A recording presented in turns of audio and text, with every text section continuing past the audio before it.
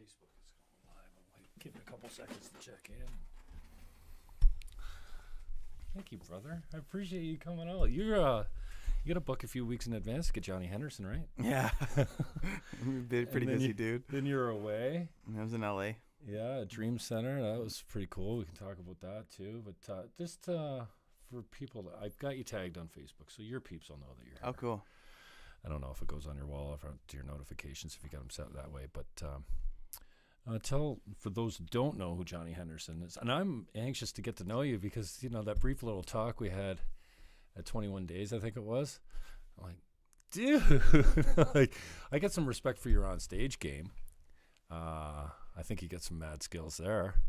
And then, you know, it seems to, especially with men, you know, I was there for men's group and whatnot, and we've got a really cool men's group. And I'm struggling with some beliefs. And I think it's the changing of beliefs that I'm struggling with because I didn't think it would be so painful. I'm coming off some things I thought were true. I thought I believed in.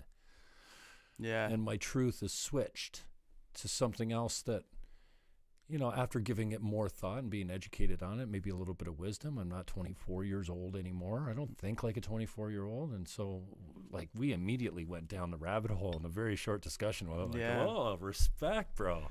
Yeah, it's good. And I think that in order to be a healthy human being, you have to hold everything lightly, like the universe in the palm of your hand. You know what I mean? Like, how is it? There's a parable about this it's like this rabbi is walking down the street and he's got a coat, and in one pocket it says, "You are the most incredible valuable like image of the divine," and then it says and then the other pocket it says, "You're nothing but dust." Right? It's just this dialectic like tension between, like, you know, you have value and there's something intrinsic worth, but then at the same time, like, I don't know anything, I'm just like a speck. And so with that comes a level of humility. And I think that a healthy human holds those tensions. So their self-worth is established enough that they're like, okay, I'm grounded, but I'm open. You know what I mean? So, because you can't be so like, you can't have zero grounding because then you just get tossed in the wind, right? We've got to be grounded, but at the same time, I have open hands. And so I think belief specifically and faith is a process of just constant death and resurrection. The God I knew 5 years ago is not the God I know now.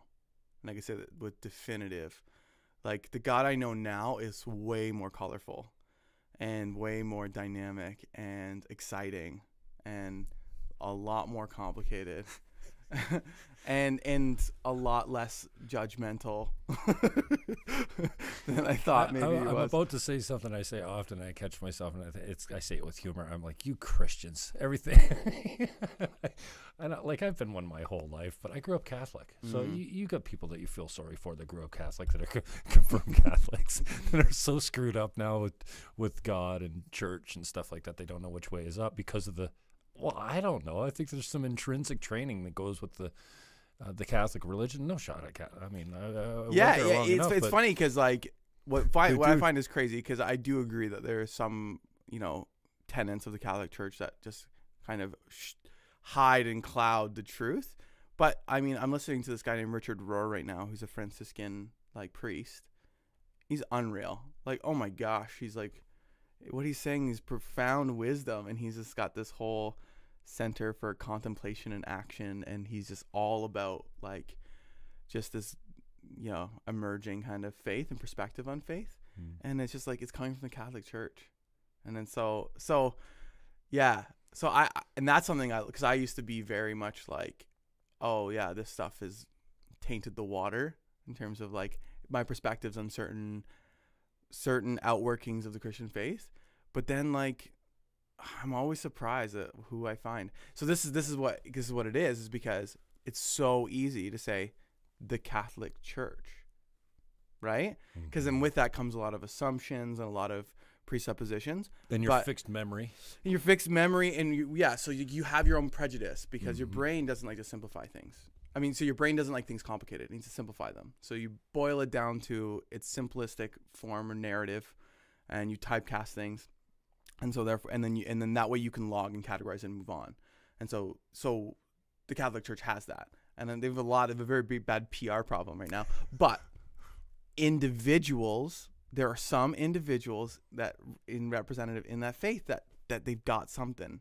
Mm-hmm. They're like, it's so you can't throw the baby out with the bathwater, because the individual sometimes, like, through whatever you feel about their tradition, they've got something. You know, you meet a mystic Catholic that has a relationship with this dynamic spirit of God, and they're so kind and loving and self-serving, like self-giving, and like it's just surprising. So yeah, just that's where I challenge myself, because I definitely used to be on that front of kind of no good, this is good, this is right, this is wrong. But then when you boil down to the level of the individual, you're just always surprised. Sometimes poorly. Yeah. You're surprised negatively. You're like, wow, I didn't know you could be so judgmental and arrogant. Yeah. But then on the other side, you could be surprised that, like, it triggers a memory for me back in the day. I mean, my mother was never spiritual or religious of any sort when we were children. My father was Catholic. His mother was devoutly Catholic. Just, she made the sign of the cross when they drove by graveyards and churches and stuff like that. And that's cool. I told my brother, that's religious. That's superstitious. I told my brother the other day. He says, he's always laugh. I'm not Catholic anymore. And I remember my 8-year-old niece said to him one time, "Have you been baptized into another religion, Daddy?" "No." "Well, then you're still Catholic." So, and I was talking to him the other day. "Oh, you're Catholic." "I'm not Catholic." I said, "Dude, you came to my church in the second row in front of the Greg Sykes show and did the sign of the cross in front of everyone. Are you kidding me? You're not Catholic." That's okay. That's what I do. I'm like, don't embarrass me like it's that. Probably just I don't do that there. It's probably just like a safety blanket, just going back to reverting to like what he knows. Yeah. So. But no, it triggers a memory in me. My mother wasn't religious at all. She came to faith at the end of her life. Not the end of her life, the last few years or what have you. She was having a tremor from a stroke. And she was sneaking cigarettes at the apartment, and when she shouldn't have been smoking, that's partially what caused the stroke. And she was younger, but this set her back a great deal. And she was having a smoke, and a tremor came, and she crawled back to bed. But before she did, she put the smoke on. She said, "You get me out of this one, I'll never smoke another one." And the backdrop was Jimmy could never handle it. Well, it was a bitchy losing my mom. It's been 9 years, and it'll never be the same. But anyway, she made a deal with God, and she stuck to it. And it was like, I think she was a believer. She just didn't practice, and she wasn't overly faithful. She didn't have any reason to. But when it came to making a deal for her life, that was important to her. Yeah. And it was important that she live for her family, and she stayed off smokes. And I remember the one time she was with a friend, a realtor friend of ours, up to no good at her house. And she's like, "I smoked with Gary." I said, "You did not. You promised God you're going to, She had cancer already then, I think. She knew where she was, it was going to be long for her, but she felt very guilty that she had broken her pact with God, that she had a cigarette, you know what I mean? And she was being very cute about it, unbeknownst to her, but and that changed her life. She went to see Monsignor Tonis at St. Alfred's.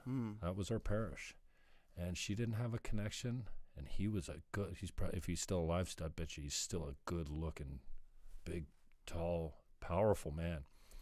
And he set her right straight, man. Like, he told her, "You carry this hate around in your heart. It's only gonna, it's things she knew already." But she was in a really bad way for a while. There was some really deep personal issues, and that she had to resolve. And this Catholic priest straightened her right out. And that's cool. So much of it was a message about hate and forgiveness, and she forgave.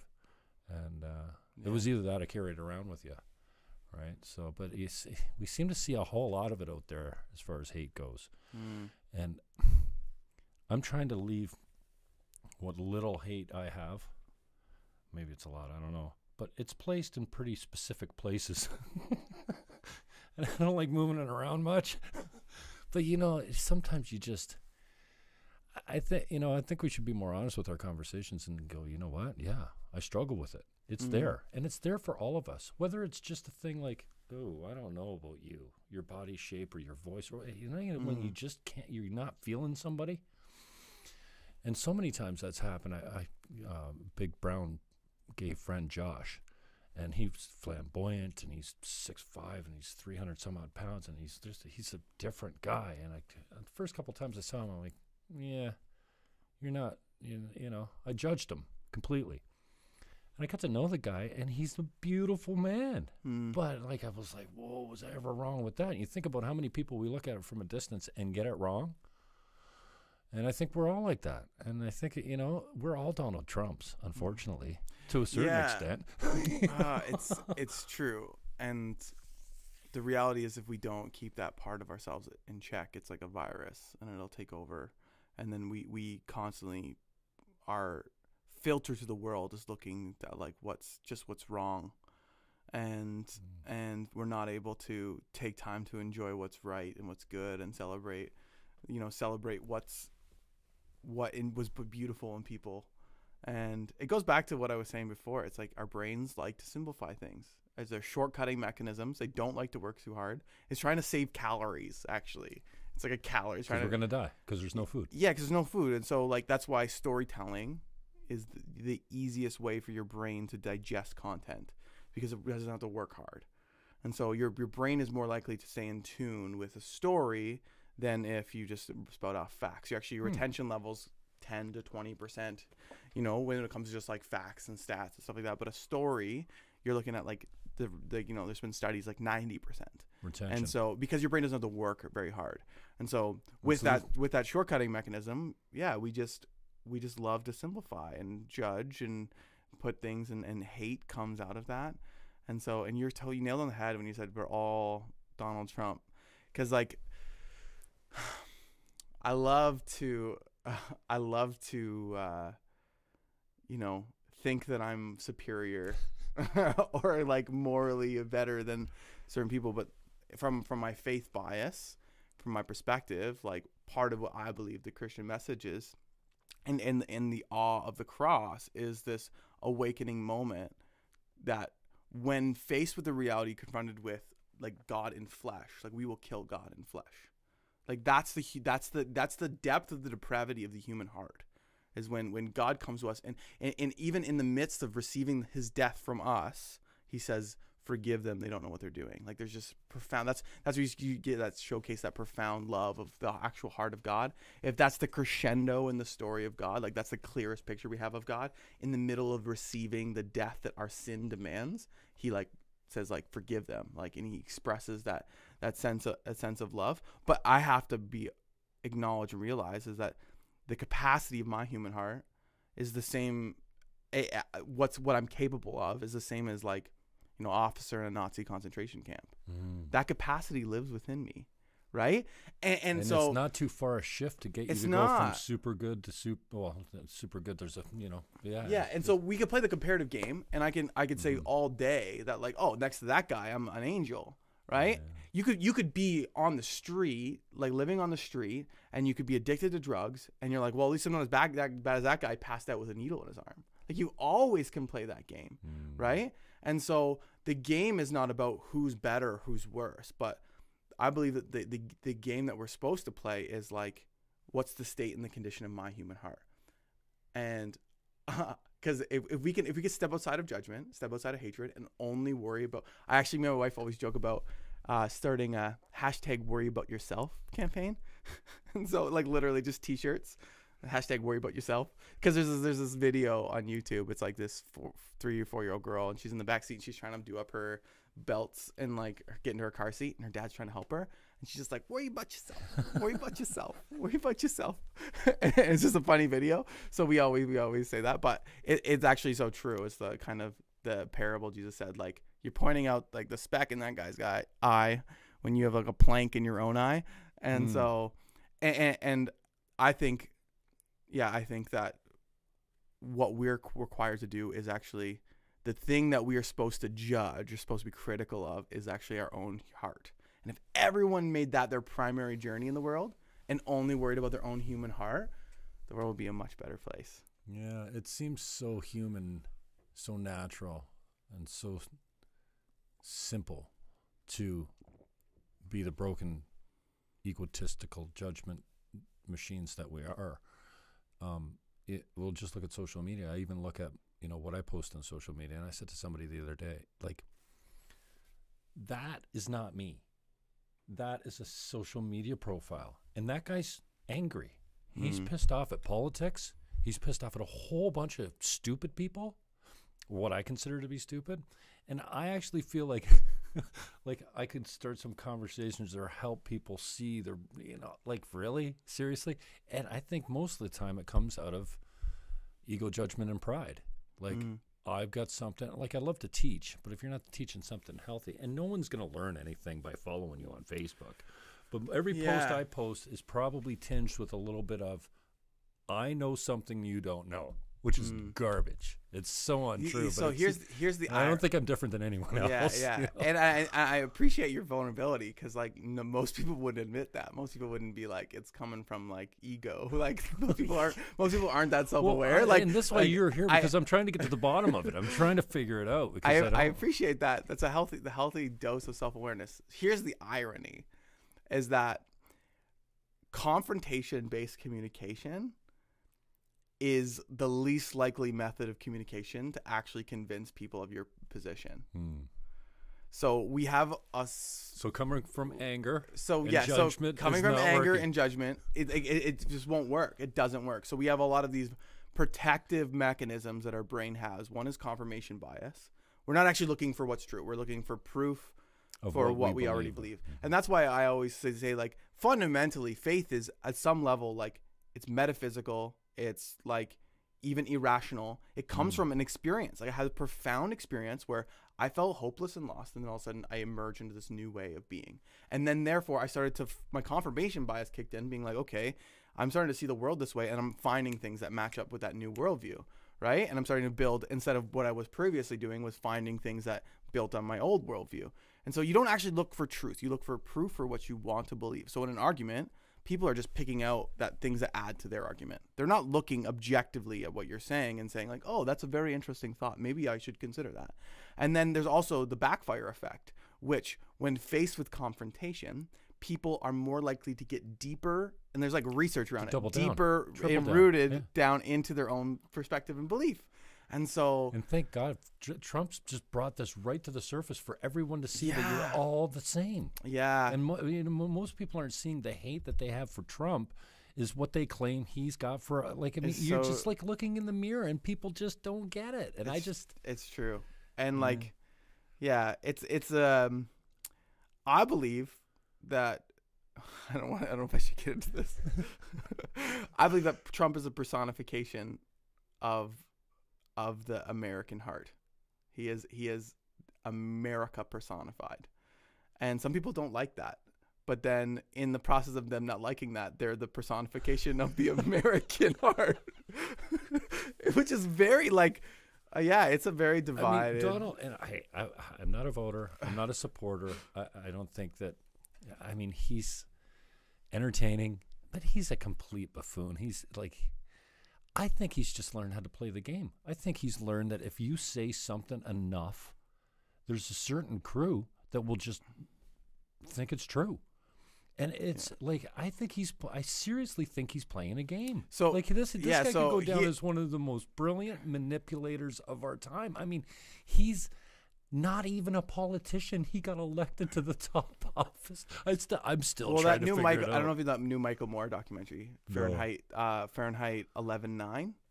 I guess that's his inauguration day, because he's Fahrenheit 9/11, right? Right. And so when he was saying that his first presidential, like, campaign address was actually because he found out that some other celebrity was getting paid more per season, and he was just making a stink about how important he was, and it was actually just a press stunt, but it picked up so much traction he decided to actually run for president. Wow.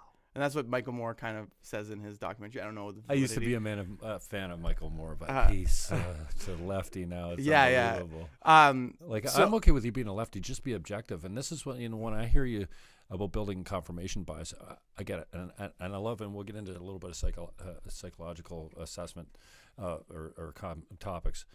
It's kind of like, I call it like the girl with the person with the tray of beer, cold beer here. You got this thing around in the tray. And your lie is there, and you go selling it. and you sell it, and all your friends are like, oh, yes, you and your lie, and they confirm you. But your good friends that know you really well, that care about you buying into this lie that you've created, are the first ones to call BS on it and go, yeah, don't bring that around here. I'm not buying that thing. That's not true, and here's the evidence. Here's all the reasons. And I think that's similar to the game he's playing, and I don't know. I've got a lot of gratitude for him because, one, everyone's talking politics now. Politics are not a conversation that most people have. I have it daily, but I'm addicted that way. So, and I think that everyone is talking politics now. Everyone, and whatever the flavor of the day is or what have you. And so I'm grateful for that. And at least, like, now I can spot a narcissist probably from 50 feet. Yeah, because I think he's on the spectrum that way a little bit. It's all about him. And shifting blame and stuff like that. So I try to spend my time. The beginning and end of what I feel about Donald Trump is basically, I don't care what you feel about his policies or his politics, but I just find it odd people actively celebrating somebody who is fairly morally bankrupt, like as a human being. Like he doesn't have a good moral stature. And that just makes me a little bit sad. But that's not very different from many of the last presidents that have been. No, and it's not. And again, it's really just a more characterized version of who America is and has been. Like it's nothing new on the street. Like even what he's doing is nothing new. It's just that he's just more hateable, right? And so, but yeah, I don't love the celebration of a person who maybe has these massive moral deficits in terms of his character as a person and how he treats people. And so, because I value dignity, I think, because I think dignity is just basically an acknowledgement that, like, human beings are the extension of the divine, and dignity is just an acknowledgement of that. And so when someone doesn't have dignity for everyone, that's where I struggle. But yeah, tell us what's going on with the youth. Derek Overholt just said hi, so I'm sure you know who he is. Hey, Derek. Hanging out at the church, and I got to sit in with your last production last year for YCM, was it? CYM, Central Youth Movement. They had. Well, did you always have the live? We portion of it, because it used to be only live, and so now we're groups focused, trying to focus on relationship and conversation. Is there any chance that live thing will come back? Because I thought that was pretty. I wasn't very deep into it. Benjamin asked me to come on. I know he's off at school and stuff like that, but he thought there was a lot of value in that. So what could be cooler than a bunch of kids running around playing with all that expensive equipment? That's true. Pretty cool. Yeah, no, we put those resources kind of into the Niagara Youth Collective, which is kind of all these churches in Niagara coming together and doing these massive rallies. And so we've been doing these big rallies at Lower Secord. Our last one had like 250 plus students in the middle of a snowstorm, which was cool. So what is it, like worship? So it's just kind of like there's like games, there's prizes. It's like a fun, just like a hype youth event, and then there's in the worship music type of thing. Yeah, worship music, and then there's a speaker. Our last one we had this guy named Jason Ballard, who is the kind of lead guy in a video series for Youth Alpha, and so well-known guy. He's spoken all over the world. We actually had him come in and speak, and it was really good. It was awesome. We're planning another event for June as well at Lower Secord, and so so it's just a great opportunity. We're rallying around this thing called Alpha, which is it's actually just a program that students can run in their schools, and it really just creates a non-threatening place for people to have non-judgmental discussions about faith.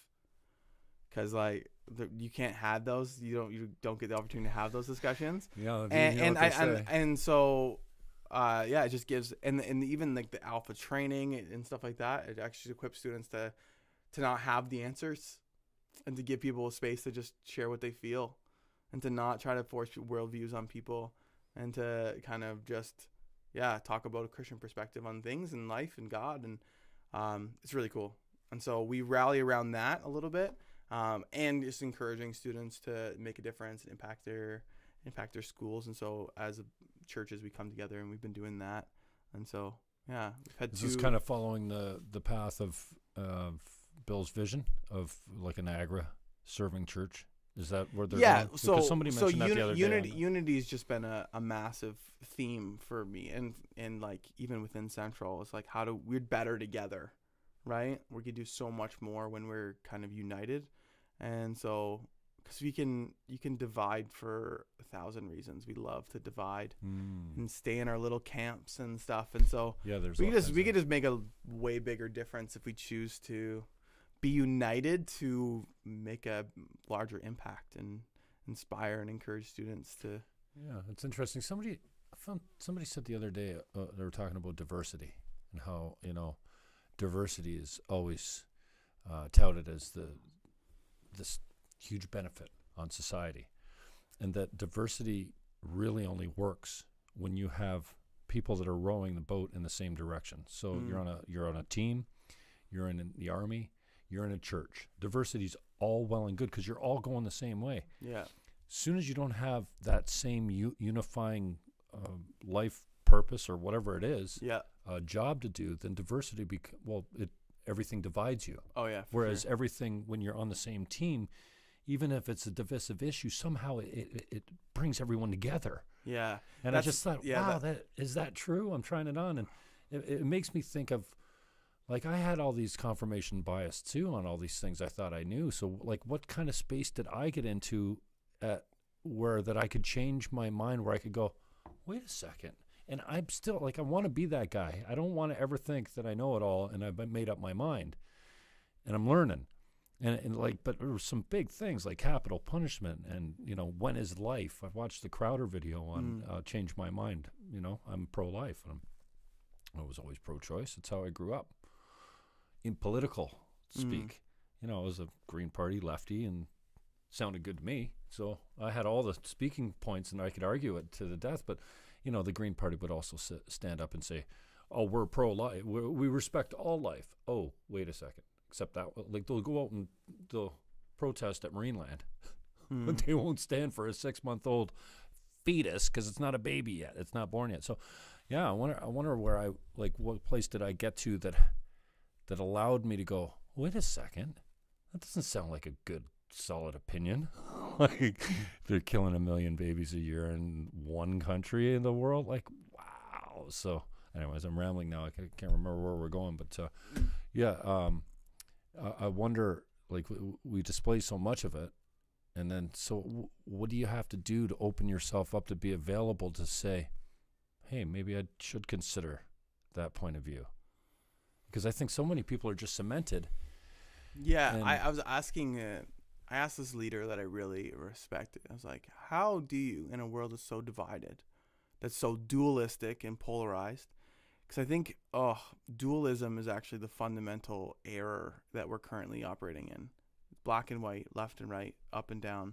And the world's so much more complicated than that. There's a lot of gray. Like, I would say I'm a very conservative liberal. Because I fundamentally don't think that our job is to monitor human behavior.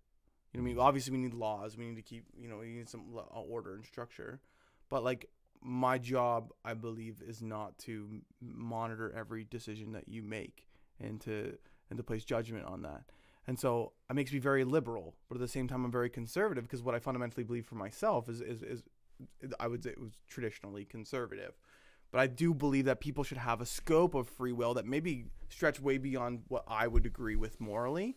And so that's a complicated worldview. That's not like I'm left or I'm right. I'm kind of like, I'm a mix. And so anyways, I asked this leader this question. I was like, how do you have conversations in a world that's so polarized? He's like, be genuinely curious. Someone has a worldview that you cannot stand or you don't understand, actually care, actually trying to understand where they're coming from. And the crazy thing is, you'll find out that you'll find some like deep hurt, or you'll find like, something in them that's made them hate you'll find. Or you can backpedal far enough that you can find something that you both commonly agree on, and then kind of baby step up into the where do you differ, because there's some point when there's you're like together. convergence. There's absolutely. And so, but that was really inspiring to me. It's like, okay, be genuinely curious. But I think even for you to get to the place of curiosity with somebody who has a different opinion than you, you have to not see the world dualistically. You have to push your oversimplifying brain to be like, the world is more complicated than right and wrong, black and white. And I'm sounding very postmodern. I'm actually from the definition of postmodern. I'm like, words have meanings, meanings matter. Let's deconstruct. What do you mean by that word? That's usually I am. But the world is more complicated. So, and it's so funny because we get angry with people being like, oh, they're so left, or oh, they're so right, and we're reinforcing the label that we don't want them to have. we're actually polarizing things more by stating objectively that they are this, and they're not even giving them the opportunity for them to be more dynamic, right? Because you actually get into it, then maybe there's actually something dynamic about what they're saying, where there's truth, and that truth that you might also agree with is informing the decision. You just have different kind of ways of outworkings of that truth. And so, because fundamentally, even like the left, they're rudimentary based out of compassion. Like they just want everyone to do whatever they want. They just want to be nice to people. They want to be compassionate. The problem with that is that, again, it's dualistic. It's not dualistic. It's oversimplified. It goes like the same root kind of thing. It's an oversimplistic view of the world. So compassion, when left to its own devices and becomes an ideology, becomes this rigid, just simplistic form of looking at everything in the world, can become harmful. Because compassion sometimes is somebody who needs a sense of, guidance and reorienting of their life and their priorities, and just blind acceptance of that just might not be the best thing for them. Right. Mm-hmm. And so there's that balance of that dialectic of truth and love. Right. And so, so anytime you oversimplify people in the world, you stop listening, and you're unable to engage that conversation. And so, because it's always more complicated than you think. And there's so much gray, and it's just talking about ones and zeros and black and white and stuff like that. And you're right. And those deep philosophical questions are always so interesting to me, and I think that now they're more important than they ever have been, because, well, are we getting to a better level of communication now with social media? Not that that's a form of communication, but even these long form type of interviews like what we're doing here, there's no commercial breaks. I don't have to wind up for every 9 minutes for some to sell an ad. I wish I had, but it's, and you get your chance to say your piece. It's not like they're not like chopped up little sound bites. And I wonder how traditional media stays alive, selling an ad every 5 or 10 minutes on radio, or same news recycled every quarter, all day. It's funny because when I go to my parents' house, my parents they're caught in they're just. I haven't had cable. I can't even tell you how long. I don't even remember last time I had cable, and so they just leave the TV on and it's running all day. And the ads after ads, I'm like, it's so funny to me that you pay to see so many ads. That's just such a foreign concept. And so, yeah, I think has it? We moved past this. Has no one got the memo? My parents haven't got the memo. We moved past this. We don't pay to watch ads anymore. No, we skip by them. We record everything. We fast forward over it, or we steal from the internet or something. Put an ad blocker, and we don't. Yeah. We avoid it, and so. Yeah, ad blocker was a dream. What's funny? What's interesting is that people want to avoid targeted ads like crazy. They're spooky though. They are spooky because your phone's not even on. You don't even use the internet, and all of a sudden you're talking to your buddy about you need a bicycle pump, and a bicycle pump's the next ad on I swear they must be listening. The weirdest one I ever had. This is crazy. Is my wife and I have a foster daughter, and she came in and she had literally 5 broken Blackberries from her adolescence. And I was like, you're not gonna be able to sell these things. Nobody wants to buy a broken Blackberry. All right, those are the words that came out of my mouth. I'm not even joking. 5 minutes later, I open Instagram, selling used Blackberries Like, what a random ad. Like some online pawn shop selling, and I'm talking like an album of photos on Instagram, like swipe blackberries. I'm like, okay, that's not soap. That's used blackberries. So Same weird. thing with the microphones. Yeah. Before I got microphones, I was looking around for microphones. What do you think came up? The exact microphones I was looking at all the time.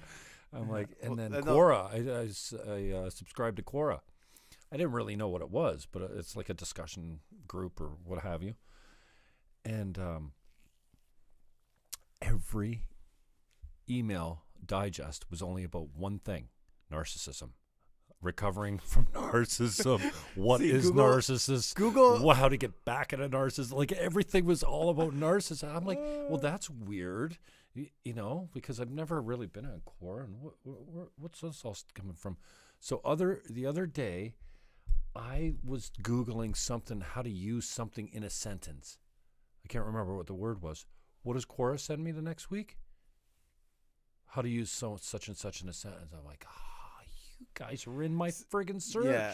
So Google got an audio clip of you talking somewhere, and they were like, "This guy has a voice for radio and is a friggin' narcissist." And so he got blasted. Cut. Blasted. That's it. It's over. Say goodnight, Johnny. There goes Johnny.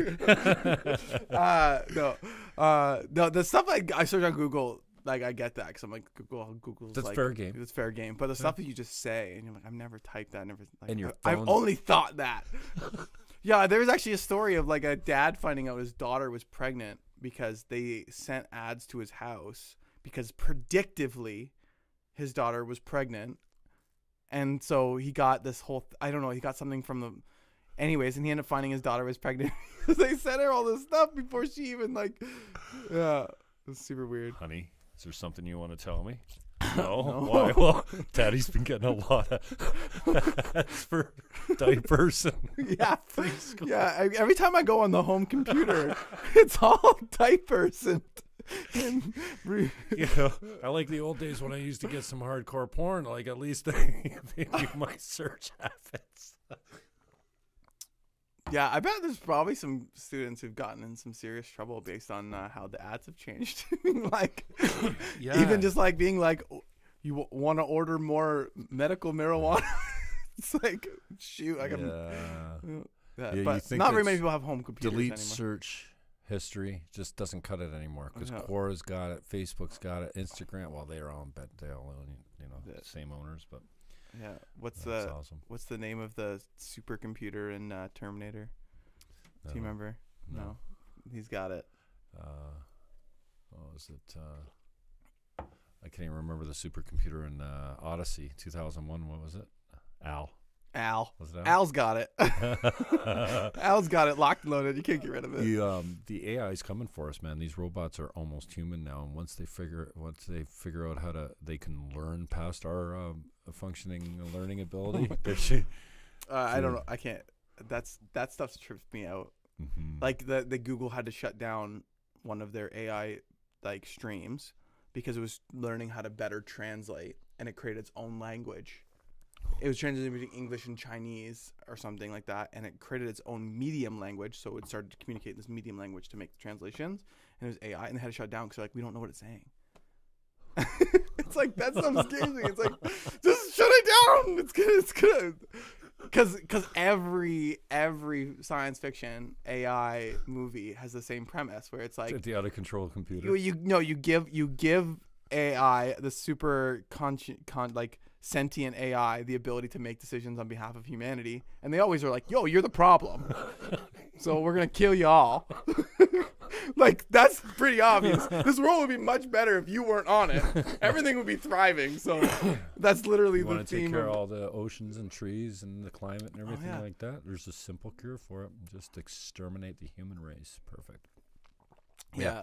That's one truth that the humans are not willing to admit, that the supercomputer would be the first to get right and say, you're the problem. But I like, are we that disillusioned that we don't know we're the problem? Like, we don't know that, like, maybe we should probably stop using plastics and like fossil fuels and like, you. But every time we think we're up against it, we've got peak oil, we've got mountains of plastics in the oceans, we've got climate change, we've got a population of 7 billion now.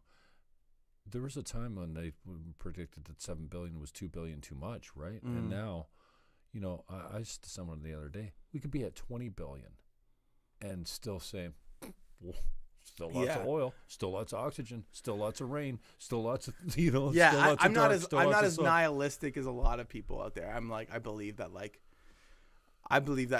because there is a level in which perception dictates reality. So I believe the world's going to collapse. I don't want to get too deep in this, but metaphysically, I believe that there is actually like, you increase. Have you seen Tomorrowland? Tomorrowland has the same premise. It's everyone thinks of the everyone same thinks thing. the world's going to end, so the world like begins to end. And so, but I do believe there's something to that. I believe that there is some sort of, so I don't get into that headspace. I don't think it's helpful, but at the same time, like, I'm a pastor, so I'll use the Bible, but Paul says everything's permissible, but not everything's beneficial. And so there's certain things in the world where I'm like, yo, we don't have to be doing this anymore. Why are we still doing it this way? But it's like, you always follow the muddy trail, but it's like things like, why aren't we doing renewable energy? Even if like you can debate global warming, whatever, like it'd be better if we were using renewable energy. Would it not be? Like, why don't we just do that? Like, and so sometimes humans are fickle, and the money ends up winning at the end of the day, and robots would see through all of that and be like, yeah, you're greedy and you're killing people and the world's dying because of you. We should probably just start eliminating you. Like, that's what it wouldn't take long for an autonomous machine to decide that, you think you're the reason why the world sucks. Now, tell us a little bit about your former life, because I have a feeling that you were Johnny Henderson, out of control maniac at one time. You weren't always a walking a straight line pastor type of guy, were you? No. No? I don't know if I still am. How long did it take you? Before you said, you know what? Yeah, so I didn't grow up in a faith-based home at all, and the morality itself was pretty loose in my home. Okay. And so so at 16, I basically found myself completely morally bankrupt, and so I. How did you know? Well, there was a distinct moment. Most people don't have like a wake up call kind of moment. For me, it was like getting beat up at a party and sleeping in a park and waking up and not having any friends and everyone being like, we're done with Johnny. He just doesn't know how to control himself. He's always drinking way too much and he's always causing trouble and he's just, yeah. So it was your doing. Oh yeah, totally. I brewed that myself. And so into a beating and sleeping in the park. Yeah. And woke up friendless and hopeless and said, this is it. Yeah, and I became really angry, depressed. Not just like depressed, but like angry. I wanted the world to burn. You mean as a way to being, or that like after that for the next couple months, and so I wanted to watch the world burn. Like, I hated myself, I hated everything, I hated everyone, and then these kids at school kept inviting me out to their church, which was Central. And I decided eventually one day, I was like, oh, fine, I'll check it out. Like, they're bugging me. And I'm like, I went and basically laid out, like, fundamentally, you keep going back to these modes of being where, habitual like, ways of being. Yeah, so, like, and to try to find meaning in life. And for some people, it's drinking. For some people, it's drugs. For some people, it's sex. For some people, it's money. For some people, it's popularity. But you keep going to those things, and it's this empty cycle you keep going back to. And you wake up in the next morning, and you feel empty. And you feel like this void. And so you immediately start searching for that thing that's going to satiate that emptiness. And then you find it again. You feel like kind of that moment of like, oh, this is great. And you wake up, and you feel empty. And basically explained the cycle of life that I was living in, and just kind of shared that, like, there's a whole different way to live life, and that, like, I could be forgiven, I could have a fresh start, and that I could, like, have purpose in life. And I had never heard anything like that. Like, it was so foreign to me, and it hit me like a ton of bricks. And so I remember I went home that night, and my mom was like, you went to church tonight? How was that? It was so foreign to my family. Like, what? You went to church? It was so weird. And I remember I was like, I couldn't find words to describe like what I experienced. Because it was like my whole life I had been learning in my head. and like how I can use whatever information I'm collecting to manipulate the world to get what I want out of it. So it's just like, yeah, so how do I get more friends? How do I be cool? How do I try to like, satisfy this thing, lie, steal, do whatever. I was just mixed up, and I was just trying to collect every information I can to benefit myself.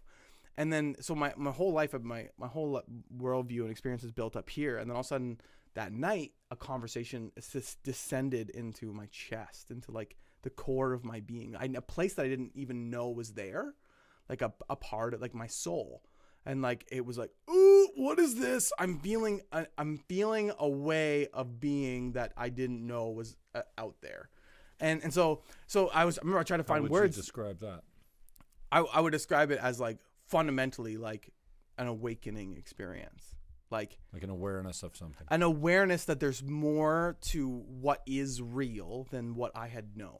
It was like, I always explain Which it is like... pretty easy at 16. Like, let's face it. Yeah. You think you know everything true. at 16. That's true. I always explain it like there's like, you live in... your life is like a house, right? And you've explored its rooms, you've tried all these different things, and like...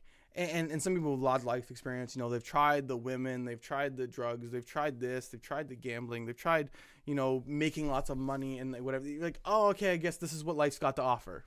I've seen all the rooms. I get it. And so I'm just going to kind of live over here. This is what I've decided. But then like when you have that like deep spiritual encounter, it's like God's like, oh, come down this hallway. And you're like, what hallway? And you go down this hallway and he opens up a door to a room that you didn't even know was in your house. It was like that. It was like I walked into a room. I'm like, oh, I didn't even know this was here. I didn't know life could look like or feel like this. And so I remember I sat down on the couch with my mom. My mom was like, how was church tonight? And I was like, it was good. But like good had like this weight on it. Like it was like the word took on a new meaning. Well, she felt it a couple weeks later because... No, she didn't feel the weight of your word good at that moment in time? I mean, I think she did because like I was like pensive and contemplative, which is like wasn't my mode of, working in the world. wasn't naturally like this very like stoic contemplative type at 16. And so she knew something was up. But it was a couple weeks later for my mom where I walked in the kitchen. It was a couple weeks, about a month later, where I started to like kind of walk down this road and start to explore things. And I had a moment of like serious awakening where I was like, I think this is the road I'm going down. And my mom, I was like, Mom, I need to talk to you. Can we talk in the kitchen? My mom like got real nervous. She's like, oh crap, like someone's pregnant. He's gonna go to jail. Like there's some serious trouble. Like, did she have previous history of you saying, "Mom, we're going to talk in the kitchen"? So that she knew, like, you had to set it up as a big deal, or just out of order? Yeah, I mean, like my parents dealt with a lot. Like I remember their one anniversary having to come home, or walking home, 4:00 in the morning, and I'm super stoned and drunk, and they had leave their kind of anniversary vacation because I didn't come home that night, and like.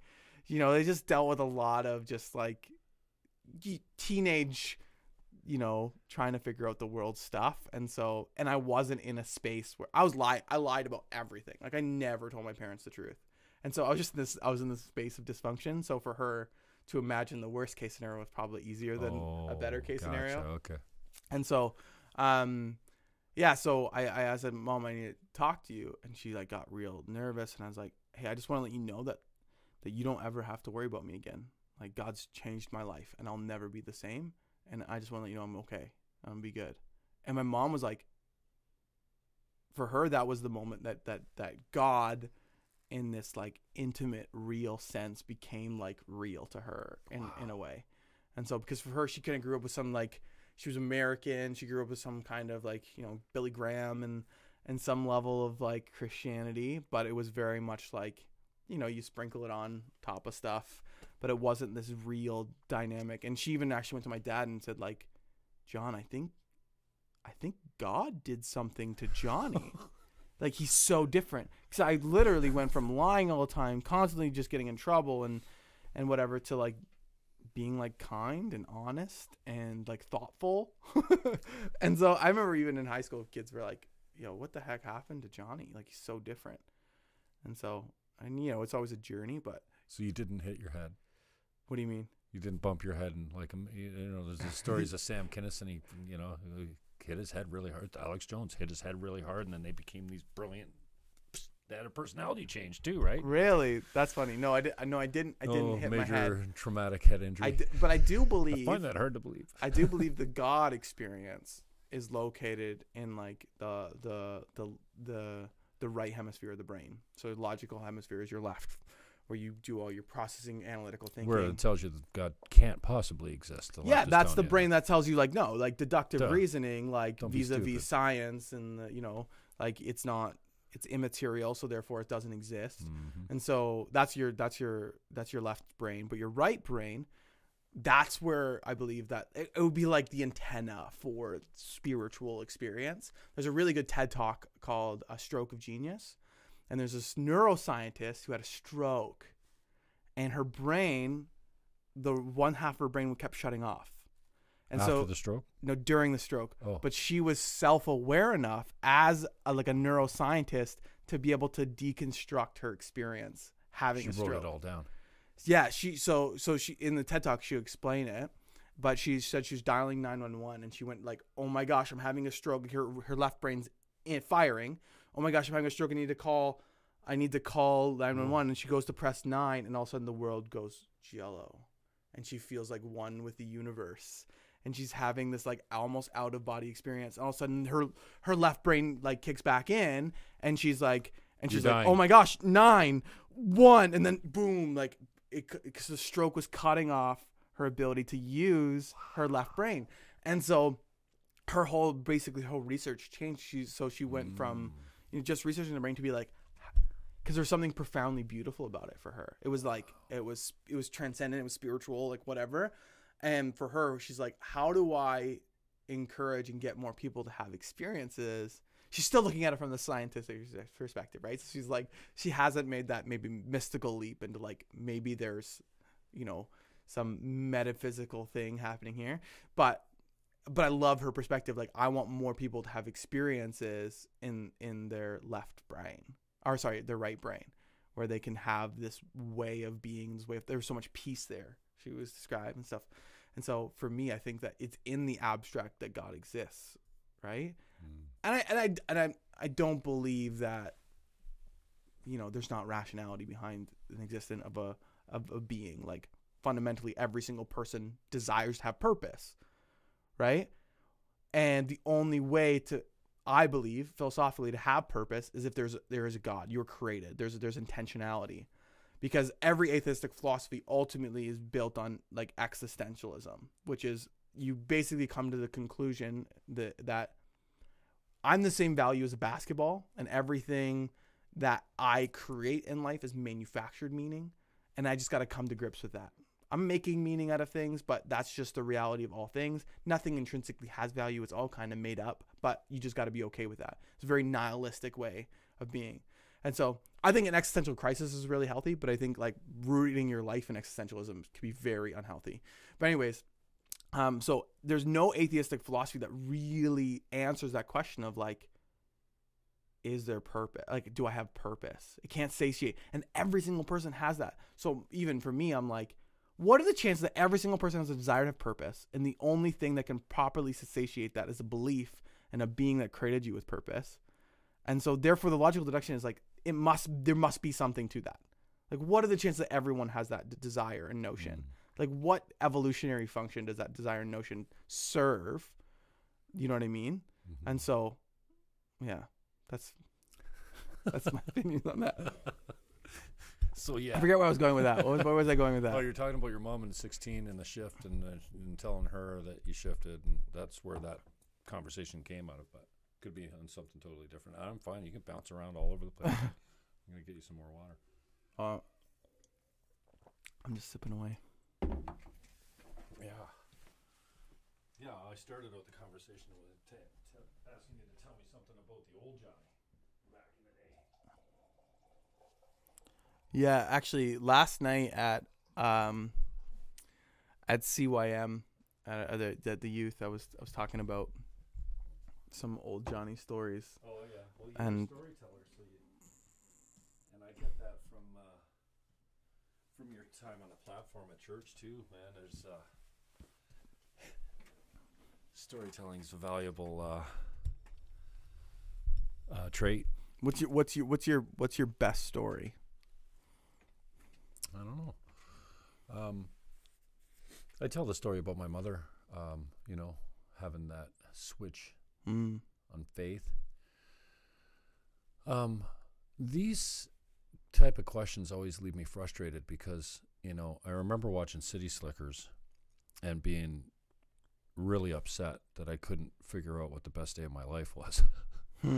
Because everyone's had a child or got married, or remember the first time they went out for a drink or drove a car or something. Nothing ever impacted me like that. I haven't been there yet. I haven't watched my bride walk down the aisle. I haven't seen my baby born. I haven't hold my, so I don't know if I have a favorite story, but I do enjoy them. I think it depends on who I'm sitting with and what they need, or what they're not need. That's fair. Probably a too absolute a term, but I have a knack for calling people on their self-created lies that they've invented as truth. And it doesn't take very long. And I'm not like, I'm all in somebody's head and going to figure everyone out, but I think that most reasonable people appreciate being, hey, is that really real for you? What do you mean?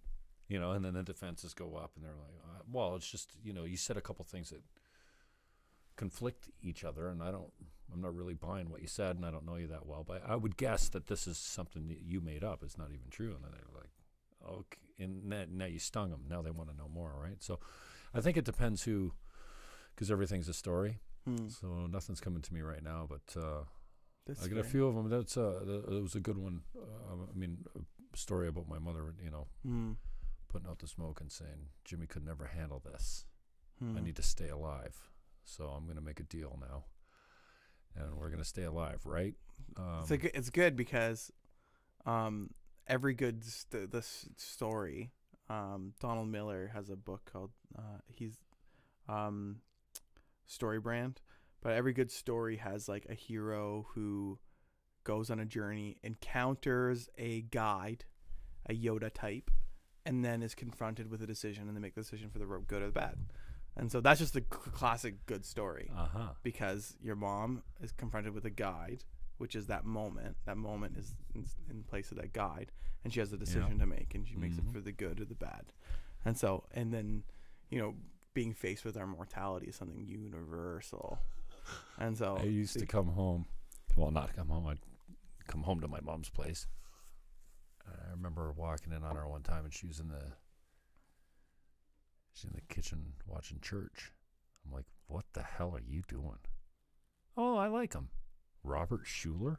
You're kidding, right? Robert Schuller. The Crystal Cathedral? I don't know. He was the white-haired TV preacher. Okay, I think I know what you're talking about. And now his son, Bobby, I think he forced out how does that work? You take over, you throw your old man out, and you become the lead preacher. I remember, like, I'm an Eagles fan, as you can tell. Got a little bit of Eagles paraphernalia. And I've been an Eagles fan ever since I've been a football fan. I'm very loyal. And I started as a Philadelphia Flyer fan as a kid. And I think I just kind of was like, well, what's Philly up to in football? So when I got into football, Randall Cunningham was there. Anyway, what was the story I was telling again? It was about your mom. Yeah. What were you? Oh, I brain farted on it. See what happens? It'll come back to me. I used to think that was a real problem. Like I had something wrong with me. Especially in this medium, everyone does it. You're like you get distracted. You're like, oh yeah, okay. Like your mind goes blank. So the hard thing for me is that when I can't remember a story, or when I have a thought, but then the conversation takes another turn, is to let my ego die and let the conversation go where it needs to go. Yeah. You know what I mean? Because everything in me is like, yeah, but back to what we were saying before. I had a story about that. I really gotta make a point. And so, because it's something, it's self-awareness. Because the person who always like wants to redirect the story so they can fit in what they want to talk about, and they don't let it take its natural course. It's like it's not in harmony with what's happening. So that's something I'm like, I recognize that myself. I'm like, oh yeah, I'll always like try to. I find myself telling stories at men's group only because it's a way for them to understand who I am, because I'm not simple. And in this journey, in this deep dive into, well, why can't I put a finger on my favorite memory, or just even a good, like, if you're to say like it was the best time of your life, I don't know, give me a couple months and I'll get back to you. That's how I expect my mind to work now, because like it wasn't available for me there. And then I started searching for beauty in things that maybe I didn't think were so beautiful. I remember I was at a wedding, a Colombian wedding, a buddy of mine, good friend of mine, still a good friend of mine, and my parents had split. They were divorced, or they had split, and there was tension, and they were at the same table, and I was a mess. And I'd probably been partying the night before, and it's my boys, right? And then the day of, it's a lot of pressure, and the Colombians, they do things, they're Toronto Colombians too, so there's no expense spared, and blah blah blah. And I remember being behind the wedding cake and hiding, because I got filled all up out of nowhere. I remember looking at my mom. She was with my uncle. My dad was with his girlfriend, and I lost it. I broke down. I didn't know if it was so beautiful because Luis and Anna were dancing, or I think it was the first dance, and I lost it. And I thought that was a bad day for me. And then when I look back at it, I maybe it's because there wasn't enough good things to, the best day of my life didn't immediately pop out for me. So I had to consider that one as a shift where I was filled with something, and there was something else going on that had never been, like, I'm not a big emotional guy, but like I was ruined. So it's interesting, because I think there's a reason why that's so profoundly important. Because we as human beings, have you ever seen the movie Boyhood? I don't think so. So it was filmed over a course of 12 years with the same actors. And so this director found the kid and a sister and a mom, dad, and this whole family. They obviously not related, but like the actors casted it. And for every year for 12 years, they filmed for a month. And the movie is my favorite movie. But some people are super frustrated by it, because there isn't really, I don't want to say it's the most honest, raw capture of what it feels like to be a human, I think. Wow. But there's not a point. By the end of the movie, the only thing you're left with is like, I get why he is the way he is. Like, there's not really like a crescendo. There's not like a aha moment or anything like that. There's just like a, I get him. Like, it's like after hearing somebody's life story, and you feel like, I just feel like I know you now. It was like that, but in a movie form. But anyways, the strange thing about that movie is they don't choose like these like crazy big moments. There's a couple, like his graduation and stuff like that. But he's like, it literally jumps from like he's washing dishes at his job, and he has to talk with his boss. That's to like a great point. And then he jumps to like he's having a conversation with his dad in a truck, and then he's like, in the dark room. And his photography teacher has a conversation with him, and he's like, standing in the kitchen with his mom. Like, it's just like literally scene to scene. So seemingly random, but what it kind of made me think was that life is actually just accumulation of just seemingly random moments that just shape us somehow. And so, and I might be drawn to that notion because part of what I used to do was these like high school motivational presentations where we try to create a moment, like an impactful moment to help people. Yeah, you want to be the guy that I remember in grade 10. I saw Johnny Henderson came to my school, changed my life forever, that type of. Yes, yeah. So, but manufactured, like deliberately. Yeah, so like it would be a motivational presentation. So I had an objective, right? So the objective would be like empathy, help students understand what empathy is and how empathy can positively impact their life. But because you don't want to be disillusioned to say like, oh, this is going to make all the difference, right? But at the same time, there is this abstract reality to like any random moment can change someone's life. The possibilities. And so, I had that actually incredible experience where I went back to a school a year later, and a girl like came up to me crying, and she kind of expressed that after last year when I was at the present school sharing my story, she decided to check herself into like a mental health institution. She kept my signature on her wall the whole time she was there, and she said, if you could get through what you went through, then I knew I could get what I went through. Wow. And I'm like, that was a humbling experience, because it wasn't like a moment of like, oh, look at me. It was like, who am I? Right? Like, I'm like, But that very a shadow away was like a 16-year-old depressed kid who didn't want to live. And now I'm standing in this moment where I get to be that person for her. Like, who the heck am I? Like, how? Like, what a privilege. Well, that could have very easily just completely pumped up your ego. You could have taken that on as like, look at me. Who am I? Yeah. You know? So. Yeah, no, but it was a very humbling, like, what the heck? How do I get this? How does this happen? Life is strange and weird. But anyways, all to say is that there is merit to that profound moment where life just captures you, and it does. It affects your heart, and it catches you by surprise, and that opens up a couple cool stories for me that I've told many times. And there was a time when I was I don't know, grade 6, 7, 8, somewhere in there, and I had left my books at Britton's place.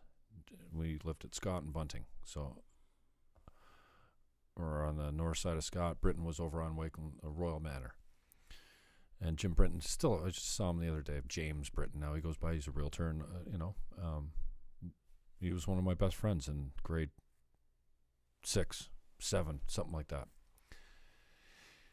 And I was leaving my place on Tuesday's place. My parents we all had our house on a little circle off of Tavistock there. And I was going to Britton's to get my books. There was no rush. I wasn't in trouble. There wasn't I was just, I'm going to walk over to Jim Britton's, get my books. And I remember it was really snowy. Like it just, and the sound dampening that comes with a major snowfall. Everything's super quiet. And I hit this peaceful state unbeknownst to, I don't know how I got there. I don't think I've ever gotten back, but I remembered this strange joy of elation and peace. Every step I took, it was like my ear was right next, I could hear everything. My senses were heightened. Everything was perfect. I didn't have to be there at any time. And I don't know if it lasted on the way back, but I remember thinking, what's this? It was bliss. Wow. And that's I love it. Everyone's had that when you meet a new girl or something. You're, whoa, and you do a real good job, or you nail one at, I have a good radio show or something. You're like, yeah, that you can't touch me now. But this was for no reason at all. And I was young. I love that. That's beautiful. And the cars will go by and there's just this whoosh and this rumble and this quiet little, everything's different. Oh, I love that. That's so good. And it's such a rich, you brought me into that moment for sure. I felt that. Yeah. And I wonder, what was that? Was that just me for the first time being completely present with where I was? Hey, I could have bumper hitched there. I could have threw snowballs. I could have rolled there. There was nothing. Maybe it was a sense of freedom. Maybe, I wonder if it's because mindfulness is a big thing right now, right? And so there's a lot of really good research on mindfulness, which basically essentially is staying present. It's taking time to really just acknowledge the fullness of what it means to be present. I'm here right now. I hear these sounds. I'm in my body. I can feel there's just a sense of being attuned with being alive, being conscious, and what that is. And it's a peace that brings us and prayer and meditation are kind of in that kind of sphere of positive mental health behaviors but it sounds like you're just in a state of really transcendent mindfulness that there's just this is what is, and what is just beautiful, and I just appreciate it. And That's good. It's like it reminded me of Citizen Kane, the movie. Mm-hmm. He's like Rosebud. That's been a long time. So it's basically the movie's about this mogul who has all this money, and at the end of his life, he drops a globe and says Rosebud. And the whole movie, you're trying to figure out like what the heck, what's Rosebud, who's Rosebud, and at the end of the movie, you just find out it's his childhood sled that he used to slide down the ski hill on, because everyone's trying to figure out what's this mystery, what's this Rosebud, like why was the last word he chose to say, this eccentric millionaire who owned a newspaper, like why is the last word Rosebud? But it's like it'd be like you on your deathbed going back to that moment and feeling the crunching of the snow. It's like it's your Rosebud kind of moment. Yeah, everything is just good and everything is right. Yeah, it's kind of like a mystery, and I think maybe they're deliberately there. I kind of had another one in church, and that was kind of a shift for me too, first time. And I didn't really know why I was there. I had been to that church before, and it's kind of a cool story too, how I got to come to Central. My mother was a manager of our real estate office, Remax Garden City over here. So she managed, I don't know, about 75 agents out of that office, plus Grimsby. And she was mom, like to 100 people. Like even the old guys called her mom. It was weird. That's funny. And she was pretty good looking too. So I always had my friends, like once I got old enough, they were all over my mother all the time because, after she and my father split, she was available when they were at that age, and she'd just play along with them, but it always drove me crazy. And so I was going through some stuff, and the girl I was seeing at the time said, you should come to church with me. I'm like, yeah, what church is that? And she said, Central. I go to Central. I'm like, oh, I like that church, because Derek Abrahams was a realtor at Remax. Oh, yeah. And when Brooke died, I saw Mom in the hall. She says, you going to Brooke's funeral, or are you coming with me, or what? I'm like, okay. You driving? Okay, I'll go with you. And I remember walking into this church and going, the mixing board. I'm like, I want to run that thing. I don't even know how to run a mixing board. And Derek still won't teach me how to do it. Derek, you're not listening. He's not like But I was just like, padded seats. You don't have to put your hands in the holy water that everyone else put their hands in. And you think I'd be a germaphobe. Simon Says with God. And then the screen was like 20 feet wide on the stage, and someone that had one big screen in the middle and this platform, and I think Carlene or whoever in charge of this is a true celebration of life. So I'm like, registered, okay, this is cool. I even went to the grave after, and I've hung out. I was the last one to go up and tell Derek and Sue, love you guys, and sorry. And, they knew she was going to die. She had problems from birth. And the fact that she made it to 4 years old was kind of its own little miracle, I think. So years later, I'm going with a girl, and she says, why don't you come to church with me? I'm like, where's that? She says, Central. I'm like, oh, I love that church. I've been there. And then I joke. Like, I cried in Catholic church a couple times. I was like, get me out of here. Oh, my God. Because it's so long. I know all it's just so freaking boring. Even the service is 45 minutes to an hour. It's like death, hell, whatever. Anyway, I'm being over dramatic. So I never, I'd never been gripped spiritually like that, and something gripped me that day. Wow. And it just bubbled up from nowhere. But Darren was the pastor, so I'll put it on him. Darren Latham, if you know how he preaches, he's not too bad. And at the end, he does this old school Pentecostal now, with all heads bowed and all eyes closed. And maybe you're here, or maybe you're feeling this, and maybe you're this. And Bill has a great way of doing this. And my friends, my non-religious friends, I'm the guy that you ask to take you to church, okay? And most girls, I'm not that guy. I like church now because I have this, I do the video. Yeah. I love it. It's like being on the radio. When I come out of there, I'm like amped up here because you're all pushing in the same direction. You're all trying to get a performance off. Yeah, you got a product that's going online. You get everyone's, So I'm not that guy. But it turns out I am the guy. I had another girlfriend, a friend of mine, say, will you take me to your church sometime? I get this request all the time. That's awesome. Yeah, I know, it is That's pretty good. cool. You know how many atheist people I've sat in the front row with? A That's few. awesome. And, if they don't come back, there's no expectations. Anyways, I was sitting there, and Darren got me. Sometimes it's the music, and sometimes it's who's on stage. If I know who's on stage and maybe they're going through some stuff, or if there's kids involved, I'm a big suck now. I'm grown up, and I'm not afraid to cry. It's like it happens. It doesn't happen often for me, but it happened that day, and it rocked me. And it was just the bubbling. It's just like I was being boiled, and then it just come up, and then it was just, I couldn't I'm trying to push it down because I'm sitting with a girl, actually holding her hand, and I starting to shake it, and I think she can feel it.